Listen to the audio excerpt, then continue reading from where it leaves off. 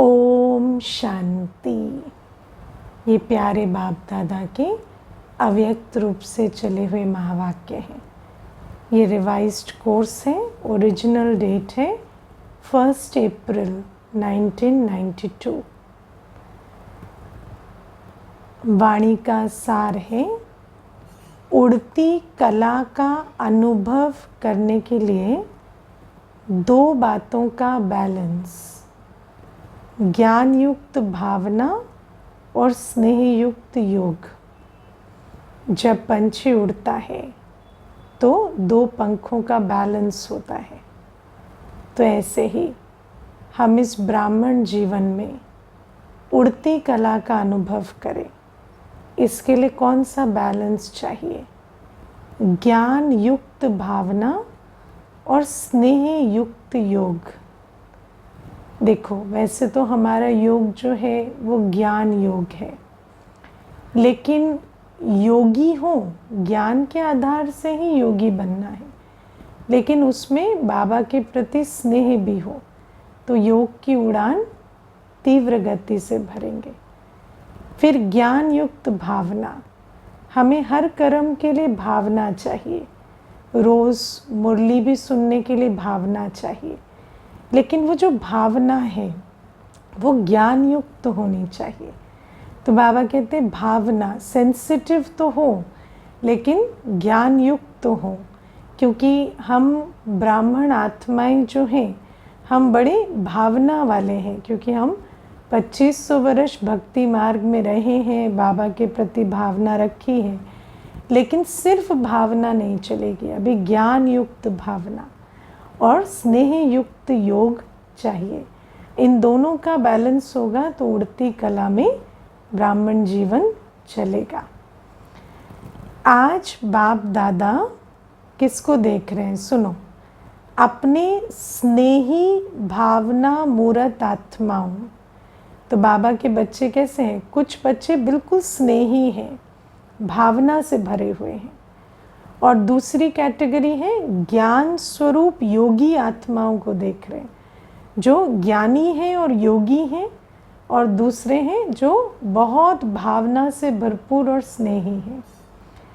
दोनों प्रकार की आत्माएं बाप को प्रिय हैं और दोनों ही बाप से अपने अपने यथा स्नेह और भावना प्रमाण प्रत्यक्ष फल वर्षे के अधिकारी हैं। दोनों को ही ऐसा अनुभव होता है कि बाबा से हमें बहुत प्राप्तियां हैं। प्रत्यक्ष फल क्या है? खुशी और शक्ति। तो बाबा कहते हैं खुशी और शक्ति का अनुभव भावना वाली आत्माएं भी करती हैं, ज्ञानी योगी आत्माएं भी करती हैं। ज्ञान स्वरूप योगी तो आत्माएं, अब बाबा कहते हैं जिन आत्माओं का योग बहुत अच्छा है, क्योंकि उनका हर कर्म ज्ञान स्वरूप है, वो आत्माएं अपने शक्ति प्रमाण बाप के समीप समान सर्व शक्तियों की अनुभूति का वर्षा प्राप्त कर रही हैं। तो वो आत्माएं अनुभव करती हैं कि हमारे पास जैसे सर्व शक्तियाँ सदा प्रस्तुत रहती हैं, आठों शक्तियों से हम संपन्न रहते हैं। दोनों ही प्राप्ति स्वरूप हैं, लेकिन दोनों के प्राप्ति में अंतर है ना। भावना वाले आत्माओं को भी प्राप्ति है, शक्ति स्वरूप वो भी फील करती हैं, लेकिन दोनों की प्राप्ति में थोड़ा अंतर है। क्या अंतर है? स्नेह और भावना मूर्त बच्चे सदा भावना के कारण याद में रहते हैं, बाप से प्यार का अनुभव करते हैं, शक्ति का भी अनुभव भावना के फल के स्वरूप में करते हैं, लेकिन सदा और सर्व शक्तियाँ अनुभव नहीं करते हैं। तो भावना वाली आत्माओं में क्या विशेषता देखी कि बाबा से स्नेह का अनुभव करते हैं, बाबा से प्यार मिल रहा है ये भी अनुभव करते हैं, बाबा से उस प्यार के आधार से शक्ति का भी अनुभव करते हैं, लेकिन सदा और सर्व शक्तियों का अनुभव नहीं करते। ज्ञान स्वरूप योगी तो आत्माएं सदा सर्व शक्तियों की अनुभूति द्वारा सहज विजयी बनने का विशेष अनुभव करती हैं। ज्ञानी योगी आत्माएं कैसी हैं कि वो सदा सर्व शक्तियों का अनुभव करने के कारण कोई भी परिस्थिति उनको बहुत छोटी लगती है, वो विजयी बनने का अनुभव करती हैं। ज्ञान स्वरूप योगी तू आत्माएं सदा सर्व शक्तियों की अनुभूति द्वारा सहज विजयी बनने का विशेष अनुभव करती हैं, समानता का अनुभव करती हैं। ऐसा अनुभव करती हैं जैसे मैं बाप समान आत्मा हूँ, सर्वशक्तिवान के समान मास्टर सर्वशक्तिवान हूँ।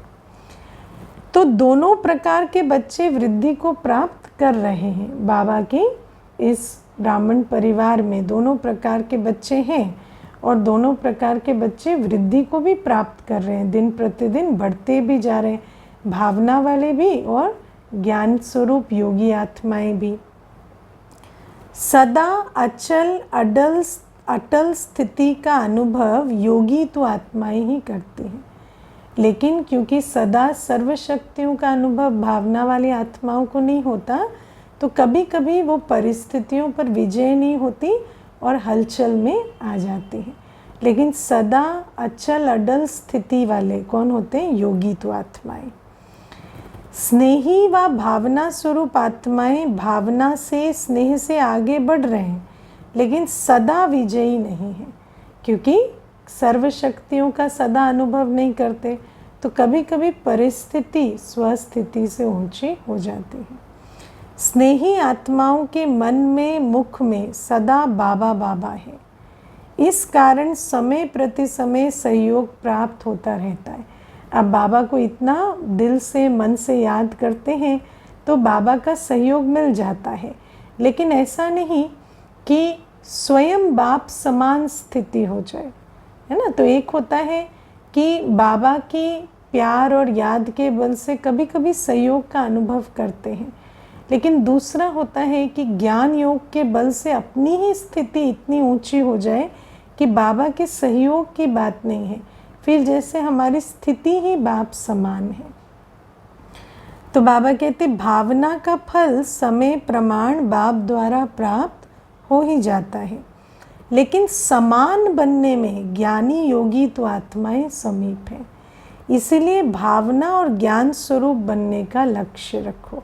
इसीलिए बाबा कहते हैं अब दोनों का कॉम्बिनेशन होना चाहिए, भावना भी हो और ज्ञान स्वरूप भी हो, है ना। ऐसा नहीं कि सिर्फ भावना है या सिर्फ ज्ञान स्वरूप है, दोनों मिल जाए तो फिर कैसा होगा कि सहयोग भी मिलेगा, शक्ति भी मिलेगी, समान स्थिति भी होगी, बाबा से सदा प्यार का अनुभव भी होगा, सब कुछ होगा। तो बाबा कहते जितनी भावना हो उतना ही ज्ञान स्वरूप भी हो। सिर्फ भावना व सिर्फ ज्ञान ये भी संपूर्णता नहीं है। ज्ञान युक्त भावना और स्नेह संपन्न योगी आत्मा, स्नेह संपन्न योगी आत्मा है। ज्ञान तो है ही, क्योंकि ज्ञान के बिना तो योगी नहीं बन सकते, लेकिन स्नेह भी हो, और भावना है लेकिन भावना ज्ञान युक्त है। ये दोनों का बैलेंस सहज उड़ती कला का अनुभव कराता है। बाप समान अर्थात दोनों की समानता। वर्तमान समय भावना स्वरूप आत्माएं सेवा में ज़्यादा आती हैं। ये आत्माएं भी स्थापना के कार्य में, चाहे आदि सनातन देवी देवता धर्म की स्थापना में, चाहे राज्य के स्थापना में, है ना, क्योंकि कई बार भावना के प्रमाण ये आत्माएं धारणा स्वरूप भी बन जाती हैं, तो धर्म की स्थापना में मददगार बनती हैं, और राज्य की स्थापना में अर्थात सेवा भी बहुत करती हैं, तन मन धन सफल करती हैं, ऐसी भावना से भरपूर आत्माएं। तो ये आत्माएं भी जो भावना वाली आत्माएं यज्ञ में आती हैं, ये धर्म की स्थापना में भी, क्योंकि कई पवित्रता की धारणा में बहुत जल्दी धारणा कर लेते हैं, ब्रह्मचर्य की खास तो कर ही लेते हैं, क्योंकि उनके अंदर बाबा के लिए भावना होती है, और कई बार सारा सर्वस्व स्वाहा करने को भी तैयार हो जाते हैं, सेवा में बलिहार जाते हैं, कि इसलिए नहीं कि समझ आता है, लेकिन भावना प्रमाण। तो बाबा कहते हैं ये आत्माएं भी जो हैं ये आवश्यक है, क्योंकि धर्म स्थापना और राज्य की स्थापना में इनका योगदान होता है। लेकिन अभी समय प्रमाण ज्ञानी योगी तो आत्माओं की आवश्यकता और ज़्यादा है, क्योंकि आगे के समय में वैराग वृत्ति के वायुमंडल के कारण भावना स्वरूप आत्माएं और भी सहज आनी ही हैं। जब विनाश लीला शुरू हो जाएगी और जैसे आज का जो वायुमंडल है उसमें क्या है, हर आत्मा को अनुभव होने लगा है कि इस भौतिक संसार में कुछ रहा नहीं है, तो ऐसे धर्म को मानने और बलिहार जाने के लिए बहुत आत्माएं आगे आएंगी, क्योंकि ये जो ड्रामा की सीन है ये आत्माओं को सहज वैरागी बनाती जाएंगी। अनुभव करते हो ना कि आज का जो वायुमंडल है इसमें आत्माओं को वैराग आने लगा है, लगता है कि अब क्या करना है ना। अगर बाबा कहता है पवित्र बनो, बाबा कहता है कि सफल करो, तो कर देते हैं। तो ऐसी बहुत आत्माएं ड्रामा प्रमाण भी निकल आएंगी। तो भावना वाली आत्माओं को निकालना नहीं पड़ेगा, ड्रामा प्रमाण वैरागी होके निकल आएंगी, बाबा कहते। इसलिए सेवा के लक्ष्य में ज्ञानी योगी तो आत्माओं के तरफ अटेंशन ज़्यादा चाहिए। इसीलिए जो हमारी सेवा है, जो हम मेहनत करते हैं श्रीमत पर, उसका लक्ष्य क्या होना चाहिए कि ज्ञानी योगी तो आत्माएं निकलें, जो ज्ञान को समझे, ज्ञान की सूक्ष्मता में जाए, मैं कौन, मैं किसका, कहाँ से आया, और ज्ञान के आधार से, अपनी सूक्ष्म स्थिति के आधार से योगी बने। और ऐसे योगी की अवस्था इतनी ऊंची, इतनी सूक्ष्म, शक्तिशाली हो कि उस अवस्था का प्रभाव इतना तीक्ष्ण हो कि वायुमंडल उससे परिवर्तन हो। तो ज्ञानी योगी आत्माएं अब सेवा करके हमें लक्ष्य रख के ऐसी आत्माओं को निकालना है। ऐसी आत्माओं की वृद्धि आवश्यक है।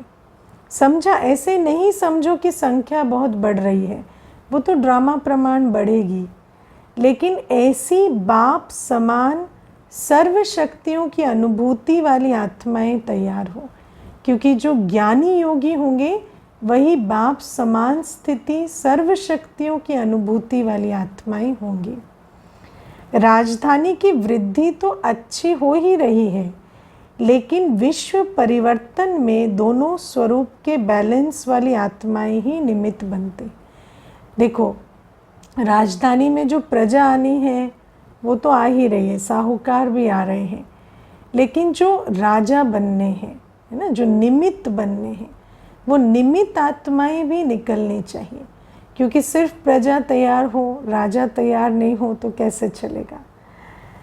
क्योंकि विश्व परिवर्तन के लिए बहुत सूक्ष्म शक्तिशाली स्थिति वाली आत्माएं चाहिए, जिनकी ऐसी शक्तिशाली स्थिति हो जिस आधार से वायुमंडल परिवर्तन हो। ऐसी एक आत्मा के आधार से, है ना, ऐसी एक आत्मा जब master light house might house बन जाती है तो अनेक आत्माएं उनके बल से निकल जाती हैं, प्रकृति का भी परिवर्तन होता है। तो ऐसे एक एक लाइट हाउस तैयार करने हैं जो अपनी वृत्ति द्वारा, श्रेष्ठ संकल्प द्वारा अनेक आत्माओं को परिवर्तन कर सके। स्नेही व भावुक आत्माएं स्वयं में बहुत अच्छे चलते हैं, लेकिन वो स्नेही व भावना विश्व के प्रति नहीं होती, है ना। वो उनके अंदर फिर भी हद होती है, क्योंकि ज्ञान नहीं, योग नहीं, सिर्फ भावना है, तो आत्मा जो है वो हद से बेहद में नहीं जाती। तो भावना है, बाप के प्रति है, स्व के प्रति है, लेकिन हद की भावना होती है। उनकी भावना यही होती है कि हम इन जो आत्माएं घर में हैं उनको शुद्ध भोजन खिलाएं, उनका कल्याण करें। कोई बेहद की वृत्ति नहीं होती। वो अपने आप को विश्व कल्याण के निमित्त या विश्व की स्टेज पर देख सकें, ऐसी उनकी बुद्धि खुली हुई नहीं होती। तो बाबा कहते हैं स्वयं के प्रति व कुछ समीप आत्माओं के प्रति ही उनकी भावना होती है। बेहद की सेवा व विश्व प्रति सेवा बैलेंस वाली आत्माएं कर सकती हैं, है ना, जिनके अंदर भावना भी है और ज्ञान भी है, जो योगी भी है और स्नेही भी है। ऐसी आत्माएं विश्व सेवा करती हैं। बेहद की सेवा व अपनी शक्तिशाली मनसा शक्ति द्वारा, शुभ भावना और शुभ कामना द्वारा होती है ना। बाबा कहते इसके लिए तो स्थिति, मनसा स्थिति, भावना, कामना इतनी शुभ, बेहद की हो, श्रेष्ठ हो, ऐसी स्थिति चाहिए आत्मा की। तो बेहद की सेवा किससे होगी, है ना, जो सूर्य समान होगा, बहुत शक्तिशाली स्थिति में और बहुत दाता स्वरूप में होगा। अंदर मनसा भी शक्तिशाली है, शुभ भावना, शुभ कामना संपन्न है। तब वो आत्मा एक स्थान पर भी बैठी है तो जैसे उसके द्वारा अनेकों का कल्याण हो रहा है, विश्व को लाइट माइट मिल रही है। सिर्फ स्वयं के प्रति भावुक नहीं, लेकिन औरों को भी शुभ भावना और शुभ कामना द्वारा परिवर्तन कर सकते हो, लेकिन उसके लिए चाहिए बेहद की वृत्ति, है ना। बेहद की वृत्ति नहीं है तो अनेकों के लिए संकल्प ही नहीं चलते, अनेकों के प्रति वो दिल ही नहीं खुली होती। तो ऐसी भावना और ज्ञान, स्नेह और योग शक्ति हो, ऐसी आत्माएं बने हो कि सिर्फ स्नेही भावुक आत्माओं को देख खुश हो रहे हो, है ना। कई बार सोचते हैं अच्छा सेंटर की वृद्धि हो रही है, कई आत्माएं निकल आई, बहुत भावना से बाबा बाबा कहती हैं, वो तो ठीक है, लेकिन ऐसे लाइट हाउस तैयार किए हैं, माइट हाउस तैयार किए हैं।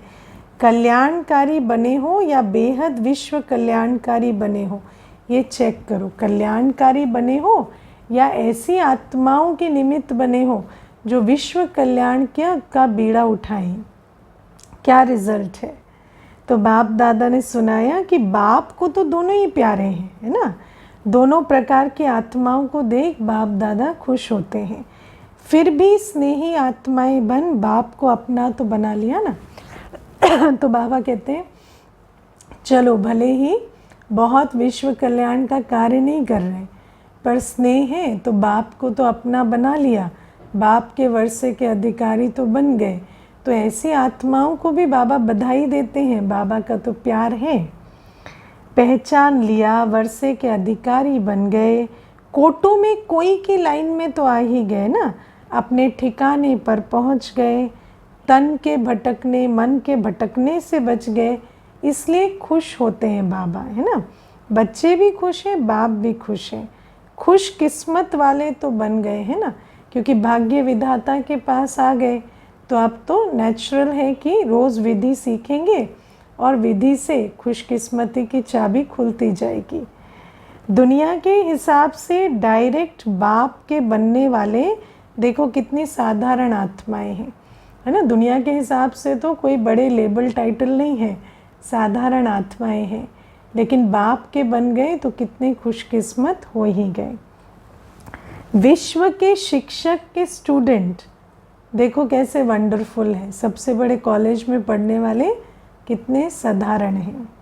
पढ़ाने वाला ऊंचे ते ऊंचा और पढ़ने वाले साधारण, लेकिन साधारण ही साधारण स्वरूप में आने वाले बाप को जानते हैं, है ना। बाप भी साधारण स्वरूप में आते हैं ना, तो पहचानते भी साधारण हैं, क्योंकि जो विशेष है दुनिया के हिसाब से उनकी आँखों पर तो देहाभिमान का पर्दा चढ़ा हुआ है।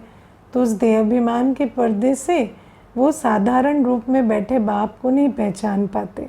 वो तो यही समझते हैं बाप आएंगे तो बड़े सुसज्जित स्वरूप में आएंगे, लेकिन बाबा कहते हैं मैं तो साधारण स्वरूप में आता हूँ, तो साधारण बच्चे मुझे पहचान लेते हैं।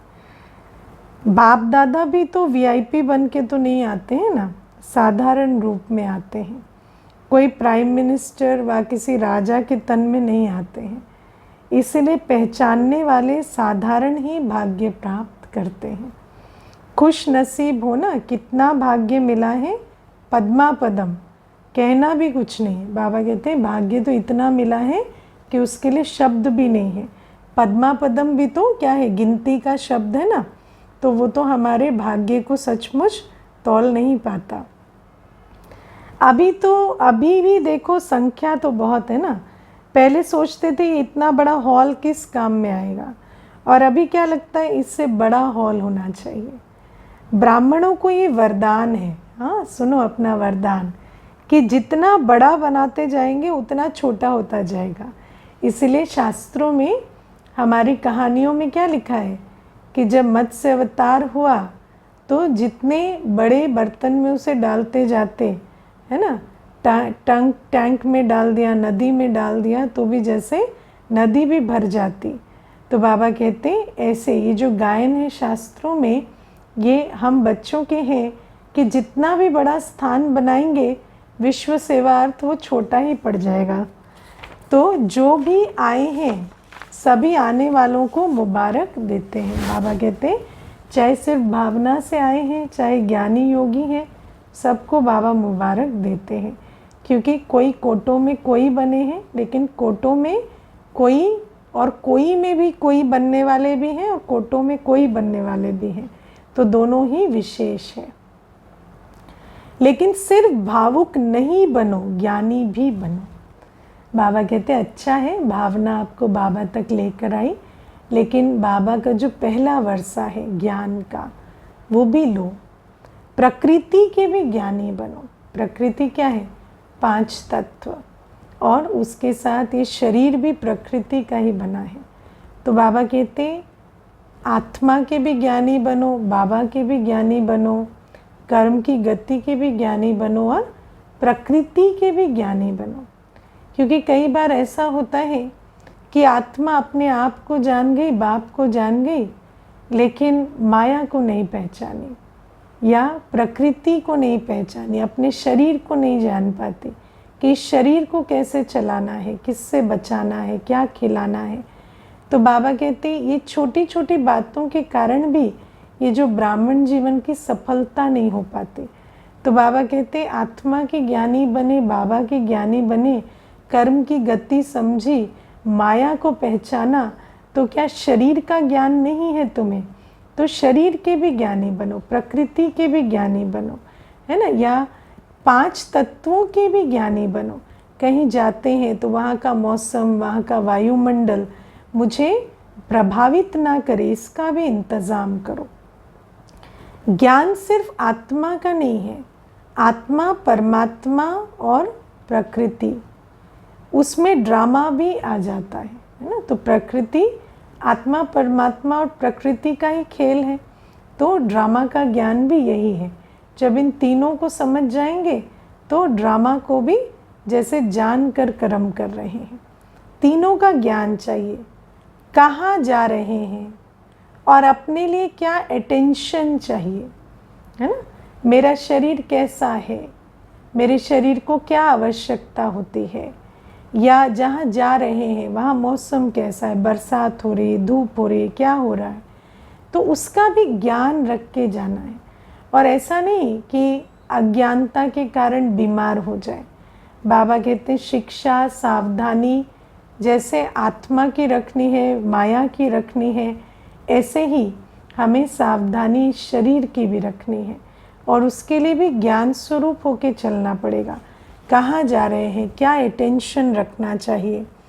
ये प्रकृति का भी अगर नॉलेज नहीं है तो नॉलेज फुल नहीं है। फिर थोड़ा नॉलेज है, पार्शियल है, पर फुल नहीं है।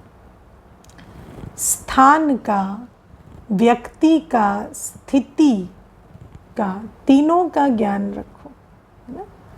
जहाँ हम जा रहे हैं वहाँ आत्माओं की स्थिति कैसी है ना, तो मुझे कितना अलर्ट रहना है, मेरी स्थिति कैसी है, स्थान कैसा है, प्रकृति कैसी है, सब चीज़ों का ध्यान रखना होता है।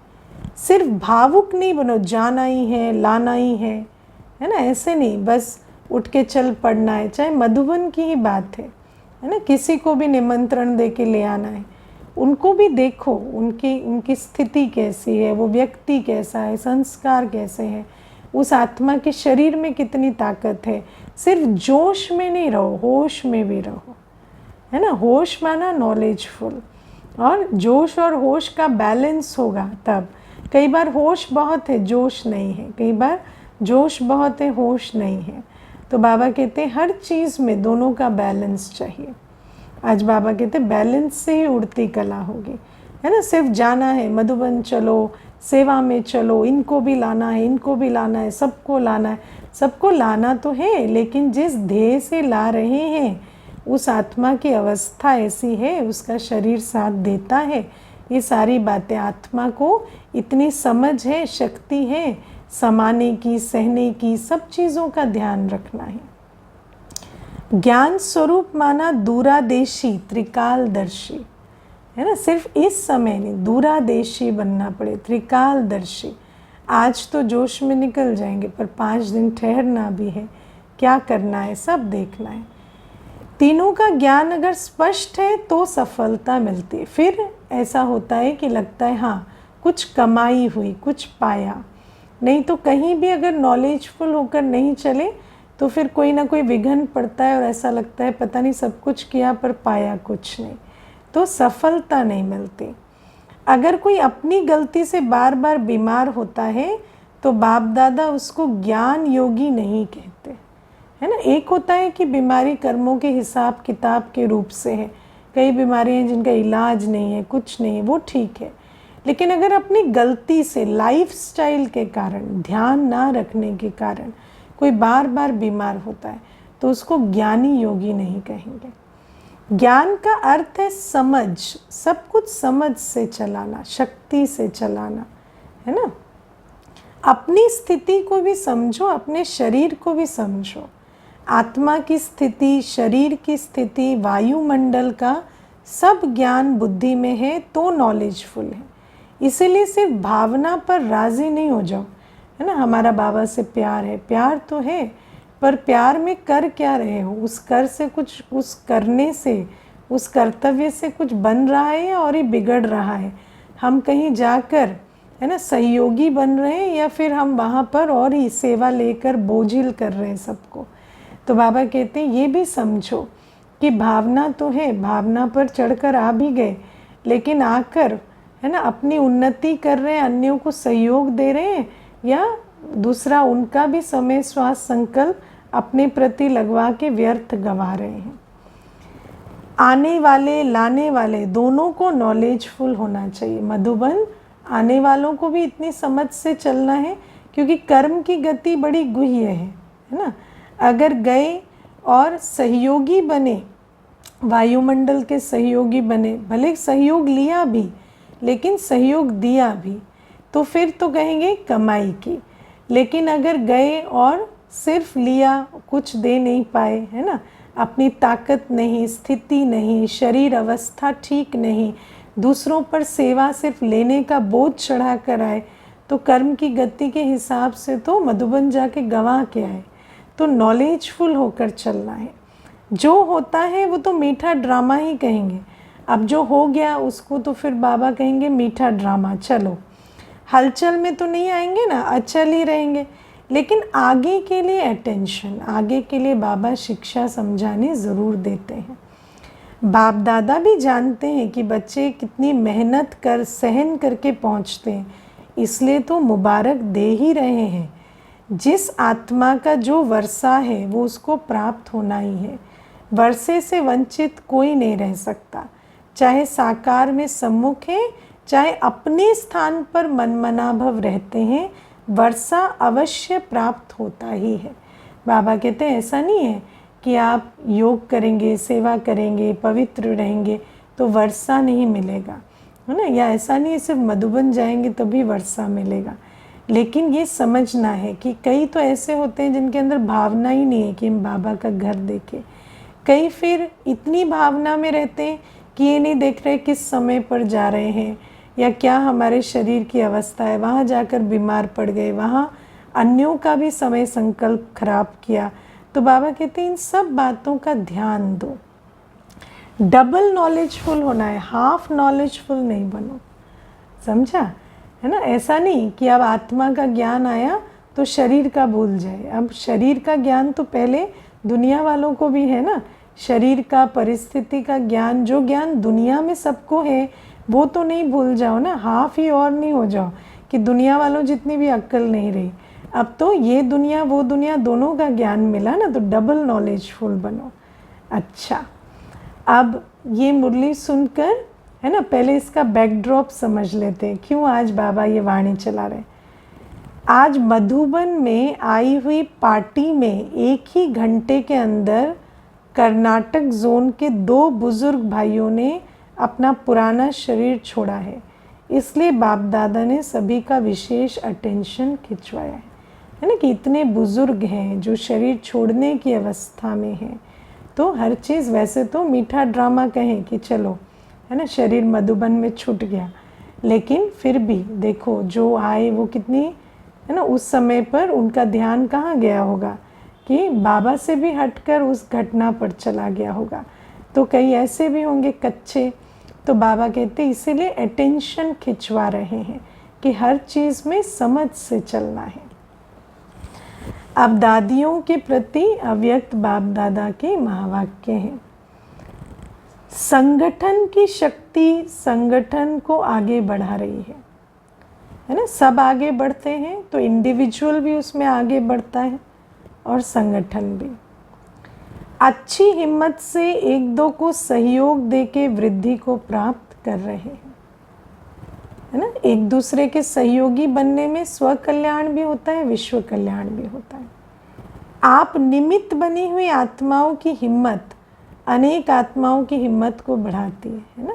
निमित्त माना पहले मैं, हर श्रेष्ठ कर्म में जो पहले मैं करते हैं वो फिर अनेकों के लिए एग्जाम्पल बनते हैं। हर परिस्थिति के अनुभवी बन गए। नथिंग न्यू लगता है ना। देखो एक एक परिस्थिति पर विजय पाएंगे तो विजय का तो नशा रहता ही, अनुभव भी मिलता है। फिर वही परिस्थिति दोबारा तंग नहीं कर पाती, नथिंग न्यू लगती है। बाप दादा पर्दे के अंदर सकाश दे रहे हैं, लेकिन पाठ बजाने वाली स्टेज पर आप आत्माएं हो। बाबा तो है ही, बाबा की शक्ति से ही सब हो रहा है, लेकिन आत्माएं स्टेज पर जो पाठ बजाती हैं निमित्त बनकर, बाप दादा भी मुबारक देते हैं। अच्छा पाठ बजा रही हो। बाप दादा सदा महावीरों के निमित्त संगठन को विशेष अमृत वेले नंबर 1 उन्हीं आत्माओं को याद प्यार गुड मॉर्निंग करते हैं, और वही सकाश कहो प्यार कहो सारे दिन की खुराक हो जाती है।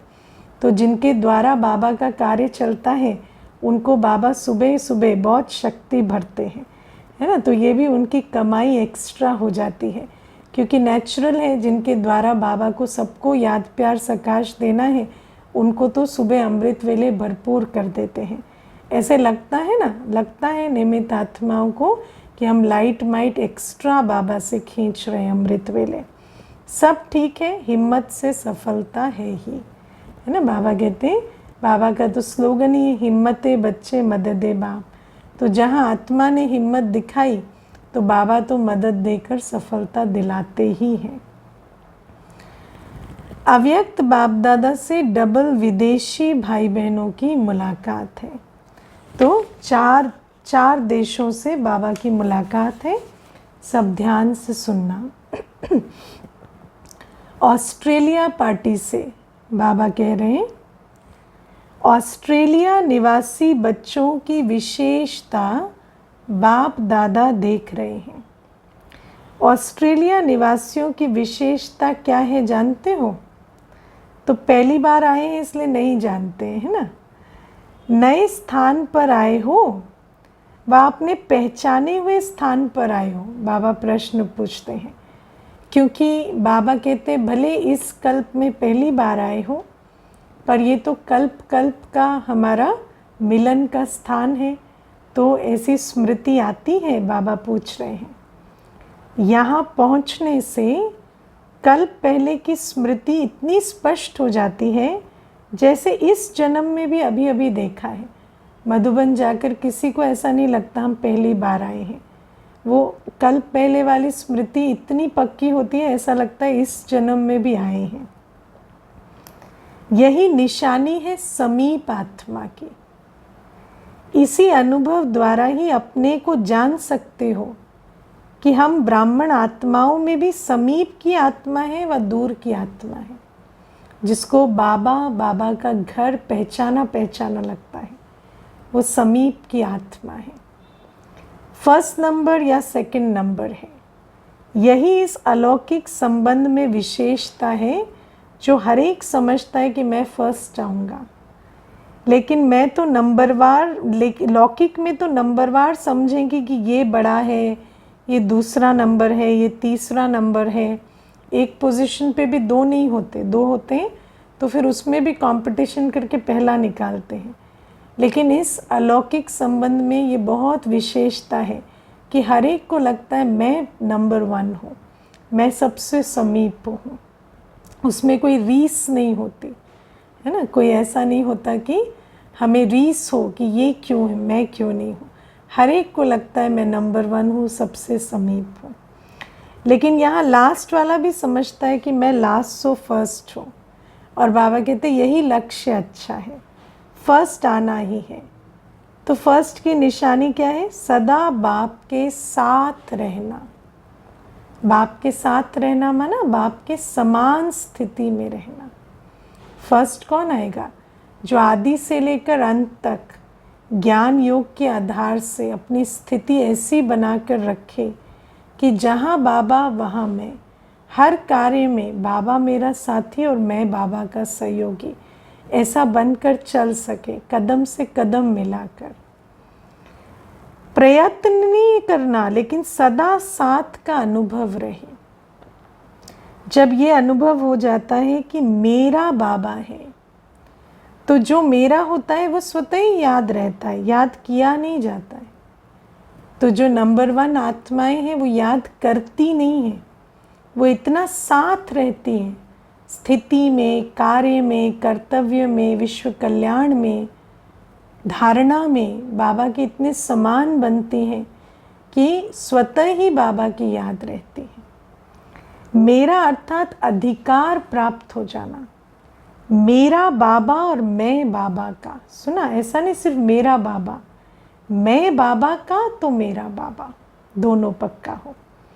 कितने थोड़े से शब्द हैं और सेकंड की बात है, लेकिन स्थिति और प्राप्ति कितनी ऊंची है। इसको ही कहा जाता है सहज योगी। सहज योगी माना मेहनत से योग लगाने वाले नहीं, मैं बाबा का और बाबा मेरा। तो सदा जैसे संग संग बाबा चल रहे, याद करना नहीं है, याद का मीठा अनुभव, याद से संबंधों के सुख का अनुभव, प्राप्ति का, शक्ति का हर अनुभव जैसे जमा होता जाता है सेकंड बाय सेकंड, स्वतः और सहज। आपके बोर्ड में भी सहज राजयोग केंद्र लिखा हुआ है ना, तो ऐसा ही सहज योग सीखे हो। सहज योग है, मैं बाबा का, बाबा मेरा। माया आती है, बाबा पूछते हैं। बाप के साथ रहने वाले के सामने माया आ नहीं सकती। जो साथ नहीं रहते, पुरुषार्थ करते रहते, उनको माया तंग करती। जिन्होंने स्थिति बना ली, उनको फिर माया तंग नहीं करती। जैसे अपने शरीर के रहने का स्थान मालूम है, बना हुआ है, जब भी फ्री होते हैं तो सहज ही अपने घर में जाकर रेस्ट करते हैं ना। ऑफिस से निकले है ना, मार्केट से निकले, कहाँ जाएंगे? घर जाएंगे सीधा। ऐसे ही आत्मा को इतना सहज बाबा और घर याद हो, जैसे ही मन बुद्धि पुरानी दुनिया के ज़रूरी कार्यों से निकली तो सीधा घर। इसी रीति से जब मालूम है कि मुझे बाप के पास रहना है, यही ठिकाना है, तो कार्य करते भी रह सकते हो ना। कार्य करते हुए भी जैसे घर की याद रहती है, ऐसे बुद्धि द्वारा अनुभव हो। हर एक अपनी तकदीर बनाकर तकदीर बनाने वाले के सामने पहुंच गए। तकदीर बनाकर तकदीर बनाने वाले के सामने पहुंच गए, क्योंकि पहले ही कल्प कल्प की तकदीर है तभी पहुँचे, और पहुंच गए हैं तो फिर तकदीर बन भी रही। बाप दादा हर एक की तकदीर का सितारा चमकता हुआ देख रहे हैं। वैरायटी ग्रुप है, बच्चे भी हैं, बुजुर्ग भी हैं, यूथ भी हैं। लेकिन अभी तो सब छोटे बच्चे बन गए हैं ना। किसी को भी पूछो कि कितनी आयु है तो क्या कहेंगे? हम 8 मास के बच्चे हैं, कोई 12 मास के बच्चे कहेंगे, है ना। अपना बताओ कितने आयु के बच्चे? कोई कहेगा मैं 5 वर्ष का बच्चा हूँ। अलौकिक जन्म का ही वर्णन करेंगे ना, तो देखो सब छोटे बच्चे बन गए हैं। अच्छा है ना। तो सभी कल्प पहले वाली सिकी लदी आत्माएं हो, सदा बाप के अटूट लगन में मगन रहते हुए आगे बढ़ते चलो। ये अटूट याद ही सर्व समस्याओं को हल कर उड़ता पंछी बनाए उड़ती कला में ले जाएगी। ये अटूट याद ऐसी है जैसे ही मीटर नीचे आने लगता है उड़ा देती है ना। उड़ता पंछी बनाने में ये अटूट याद काम आती है। सर्वशक्तिवान की याद से है ना दिल शिकस्त आत्मा में बल भर जाता है। बाप दादा के दिल तख्त नशीन रहते हुए सदा इसी नशे में रहो कि हम कल्प कल्प के अधिकारी हैं। हमारी विजय नहीं होगी तो किसकी होगी, है ना। कल्प कल्प अपना अधिकार लेते हैं। मुबारक हो, सदा ही मुबारक लेने के पात्र आत्माएं हो। अच्छा, अब अमेरिका पार्टी से बाप दादा की मुलाकात। बाबा कहते, आप सब बाप दादा के सिर के ताज श्रेष्ठ आत्माएं हो ना। बाबा इनको सिर पे बिठाते है ना। श्रेष्ठ आत्माओं का हर संकल्प, हर बोल श्रेष्ठ होगा, है ना। तो बाबा कहते ताज जैसे श्रेष्ठ होता है ऐसे अपने स्वमान में रहो। हम सिर के ताज हैं, श्रेष्ठ हैं। तो हमारा संकल्प बोल कैसा होना चाहिए? अति श्रेष्ठ। कभी कभी नहीं, सदा, क्योंकि सदा का वर्षा पा रहे हो ना, राज्य सब सदा का चाहिए। तो कभी कभी नहीं, सिर का ताज हूँ मैं, शोभा हूँ। मेरे संकल्प बोल ऐसे हो जो कभी इधर उधर ना हो, ऊपर नीचे नहीं, सदा श्रेष्ठ। तो जब सदा का वर्षा पाने के अधिकारी हो तो स्थिति भी सदा काल की। सदा शब्द को सदा याद रखना, यही वरदान सभी बच्चों को बाप दादा देते हैं। सदा खुश रहेंगे, सदा उड़ती कला में रहेंगे, सदा सर्व खजानों से संपन्न रहेंगे। ऐसे वरदान लेने वाली आत्माएं सहज योगी स्वतः हो जाती है। बाबा कहते आप पुरुषार्थ से नहीं, वरदानों से चलो कि मुझे बाबा ने वरदान दिया है। हम सदा उड़ती कला वाले हैं, सदा खुश हैं और सदा सर्व खजानों से संपन्न हैं। तो वरदान की स्मृति ही जैसे हमारी स्थिति को ऊंचा कर देती है। आज खुशी का दिन है। सबसे अधिक खुशी किसको है? बाप को या बच्चों को? बाबा पूछ रहे हैं तो बच्चों को है। बाप दादा को ये खुशी है कि ऐसा कोई बाप सारे वर्ल्ड में नहीं होगा जिसका हर एक बच्चा श्रेष्ठ हो।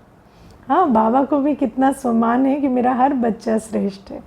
बाप दादा एक एक बच्चे की अगर विशेषता का वर्णन करें तो कई वर्ष बीत जाए। हाँ, बाबा कहते हैं मेरा एक एक बच्चा ऐसा गायन योग्य है कि उसकी विशेषता का वर्णन करें तो वर्ष बीत जाए। हर एक बच्चे की महिमा के बड़े बड़े शास्त्र बन जाए। विशेष आत्मा हो, ऐसा निश्चय हो तो सदा मायाजीत स्वतः हो जाएंगे। तो बाबा कहते वरदानों में पलो, मेहनत क्यों करते हो? हम विशेष आत्मा हैं, हमारे जैसा कोई नहीं। तो अपने आप ही जो श्रेष्ठता से नीचे वाले संकल्प हैं वो समाप्त हो जाएंगे। मैक्सिको ग्रुप से बाबा कहते हैं जितना दूर है उतना दिल के समीप हो। ऐसा अनुभव करते हो ना, क्योंकि देखो लौकिक में भी जो बच्चा दूर होता है उसकी पहले याद आती है। तो देश के रूप से भी जो दूर बैठे हैं उनको बाबा पहले याद करते हैं। सभी ने अपनी सीट बाप दादा का दिल तख्त रिजर्व कर लिया है ना, है ना। तो पहले एयरप्लेन की सीट नहीं, पहले तो बाप दादा के दिल तख्त पर सीट की बुकिंग करनी है कि मैं बाबा के दिल तख्त पर बैठा समीप समान बच्चा हूँ। बाप दादा एक एक रतन की वैल्यू को जानते हैं, है ना। ऐसा नहीं है मेरे को बाप दादा पहचानते हैं या नहीं। बाबा अपने हर बच्चे को जानता है। एक एक रतन स्थापना के कार्य को सफल करने के निमित्त है। देखो एक एक रतन विश्व कल्याण का कार्य करने के निमित्त बनते हैं, स्थापना के निमित्त है। तो अपने को इतने अमूल्य रतन समझते हो कि मेरे द्वारा विश्व स्थापना का कार्य होना है। कितनी भाग्यवान आत्माएं हो जो इतना दूर से भी बाप ने ढूंढकर अपना बनाया है। आज की दुनिया में जो बड़े बड़े विद्वान आचार्य हैं उनों से भी आप पदम गुणा अधिक भाग्यवान हो।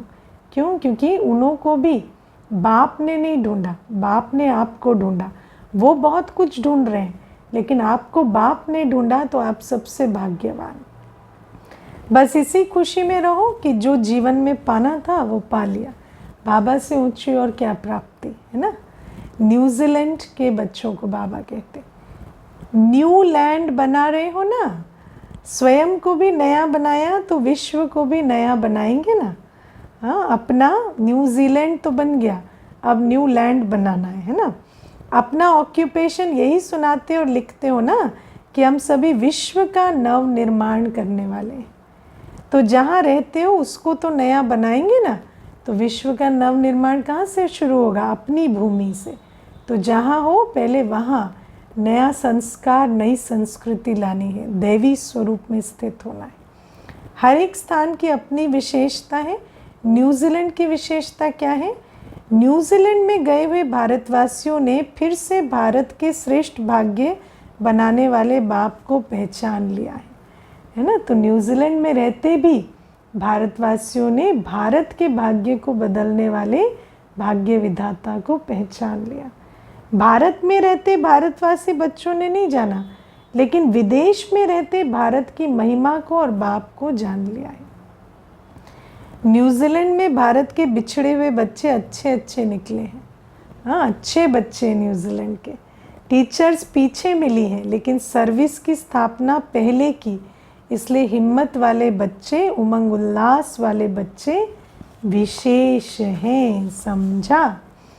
हाँ, चारों ओर के सर्व खुश नसीब आत्माएं, सर्व स्नेह और योग शक्ति की समानता की अनुभवी आत्माएं, भावना और ज्ञान स्वरूप आत्माएं, सदा बाप समान बनने के लक्ष्य को पूर्ण करने वाली आत्माएं, सदा समीप अनुभव करने वाली आत्माएं, ऐसे सदा अचल अडोल रहने वाली विशेष आत्माओं को बाप दादा का याद प्यार और नमस्ते।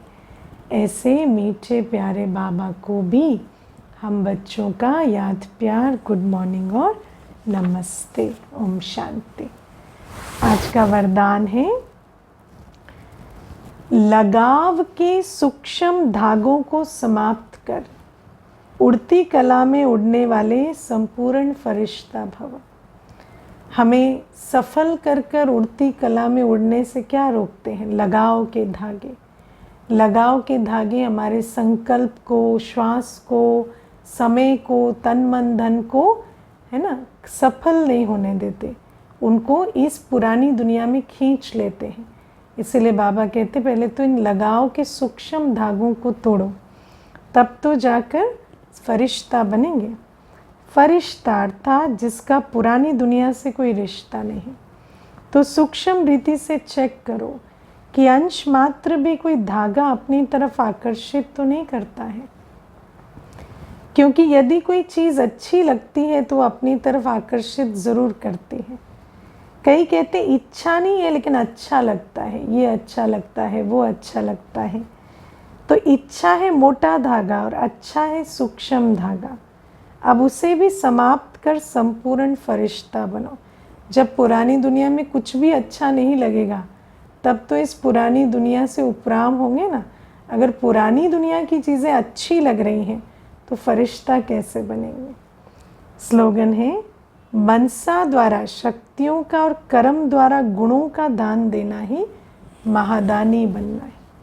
तो सिर्फ मुख द्वारा ज्ञान नहीं, महादानी बनना है। मनसा द्वारा शक्तियों का दान, कर्मों द्वारा गुणों का दान। ओम शांति।